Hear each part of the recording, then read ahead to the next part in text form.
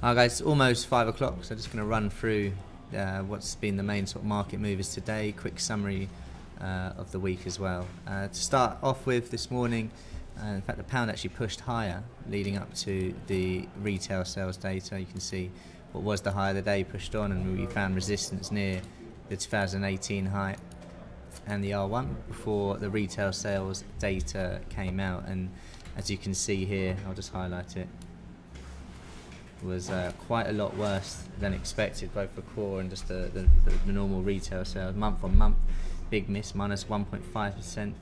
Year on year, 1.4% down from 3% for the forecast, the expected figure. A lot of that attributed to Black Friday being pushed forward, and then, well, not pushed forward, is when it is, but the main sort of buying coming around there, definitely in the retail market. So timing now, especially on that year-on-year figure, has taken a big hit. And you can see, if we switch back to the chart, it's pretty much 9:30. Here you go, this candle here is pretty one-directional since then, having broken what was the morning low.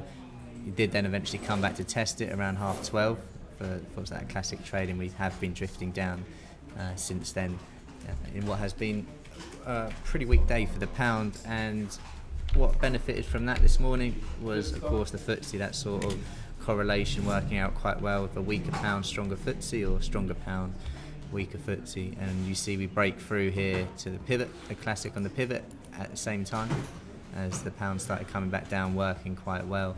We talked about it in the briefing, but the FTSE holding strong on this support area that we made a couple of days ago, so it could be the low for a while if it continues to hold. And if we do get follow through from today's weaker pound data, I wouldn't be surprised to see that that level hold and we sort of drift back higher. Other data releases today, not the biggest tier data, but the Michigan consumer sentiment data slightly missing. Dollar not really too affected from that. To be honest, the markets didn't really move too much. Speaking about on the dollar this week, still overall pretty weak dollar. The greenback extending losses, but we have just reclaimed the 90.5 handle in the dollar index, and we are off the worst levels. If we just have a look at the euro, you can see, I've got to type that in, have a look here, the euro has sort of come down from that area we saw at the beginning of the week, as the pound was, as you just saw.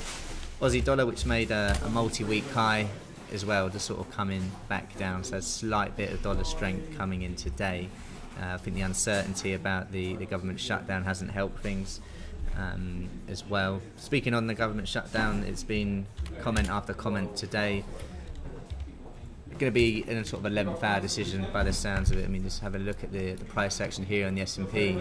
If you were asked to explain that, it'd be quite hard understanding what has really gone on. And it's the same scenario in the Dow Jones. As you see, we're just pushing lower, and the Nasdaq as well. So very correlated, the markets today. We saw S&P try push to a new all-time high. The Nasdaq, as you can see here, did. Dow Jones, if anything, just lagging a bit behind that one there.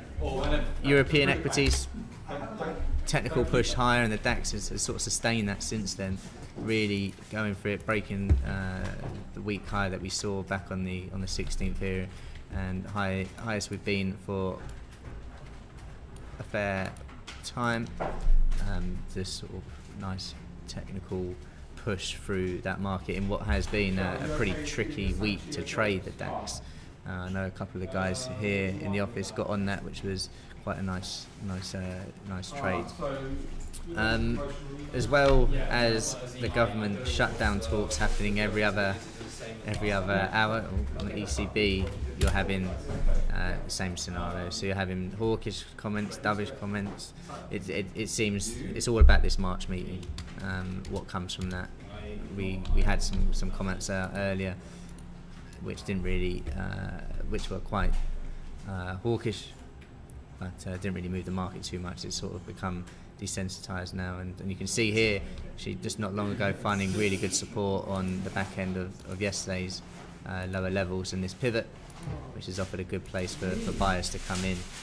Just going over the pound, we actually did have a bit of a breakthrough earlier, and you can see initially finding support in the early afternoon and still sort of around there now, and what probably promises to be quite a quiet end to the week for currencies until maybe we get a bit more clarification on this possible government shutdown as well. Oil, let's have a quick look at commodities.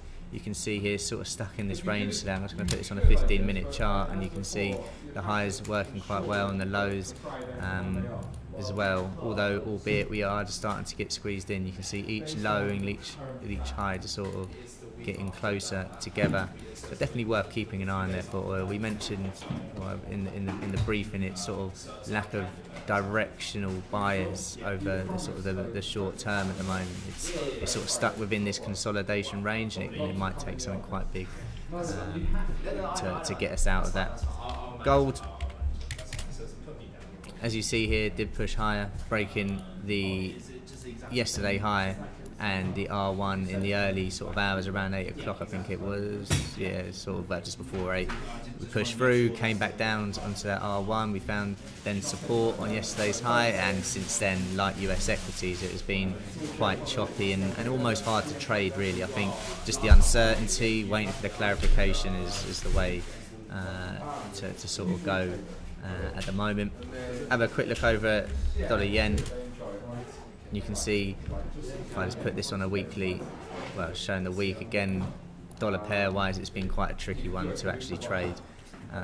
If you were to look to hold for a medium term position, I think just waiting for the dollar to strengthen and get a bit of a correction across all these currency pairs, or perhaps to see a continuation, maybe when the euro and pound case, a push of those highs, or a dollar yen here, a push of this low that we haven't seen, well, obviously for a few days, but is the lowest we have been for a while. So yeah, I mean, as a summary of the week, the dollar still relatively weak, but sort of consolidating a bit now. It's all going to be about the government shutdown into the weekend. Just having a quick look at S&P here.